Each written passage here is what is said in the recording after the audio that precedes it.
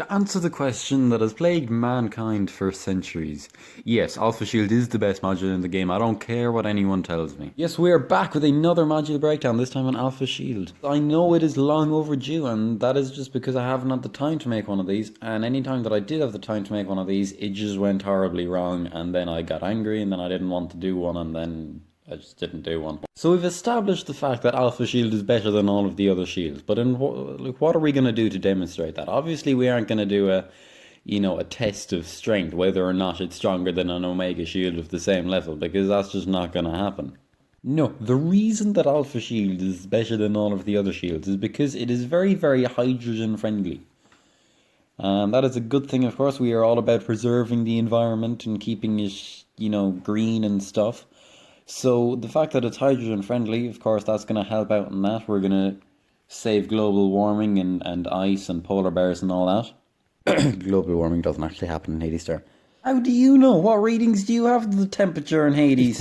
It's not a globe. You can't have global warming if there isn't a globe. Of course it's a globe. What do you think all the planets are doing? Okay, yeah, so there isn't actually global warming in Hades Star, but that isn't really the point, okay? The point is that it's very hydrogen friendly, and that means you can use your hydrogen to do other things like shipments and other red stars and blue stars. Well, you get hydrogen back for blue stars. And white stars, well, that doesn't really. What are we going to do to prove this? But you know what well, I've taken the liberty of doing a lot of red stars with both passive shield and with alpha shield then afterwards. And I started with a full tank of hydrogen. Well, for the passive shield anyway, I didn't bother to wait for the full tank of hydrogen to do the alpha shield, but we can just sort of do mathematics and stuff and then figure it out. 3 red stars of each. I know it's not a lot, but I said earlier I don't have time. I tried to get maximum influence on all of them, that didn't really work out for all of them, so then I just decided to scrap that halfway through. And, well, I'm just comparing all of the hydrogen gain, well, the hydrogen losses really, between each of the shields. So at the end of the experiment, at the end of the passive shield side of the experiment anyway, I was left with 56,839 hydrogen. For anyone who doesn't believe me or thinks that I've just sort of messed up the results of this, go to exactly 3 minutes in this video and it will be there. So to get the amount of hydrogen that I used, we're going to subtract that 56,839, whatever it was, away from 86,000, which is the amount of hydrogen that I had at the beginning. That's my full bank of hydrogen. Yes, I know, I'm low level, whatever. So from our 86,000, we take away 56,000, whatever it is, and we get an answer of 29,161, or just shy of 30,000.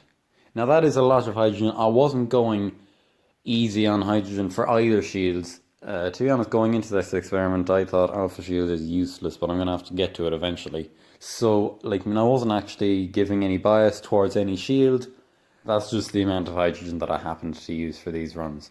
Now, this is the part of making this video where I started losing connection a lot.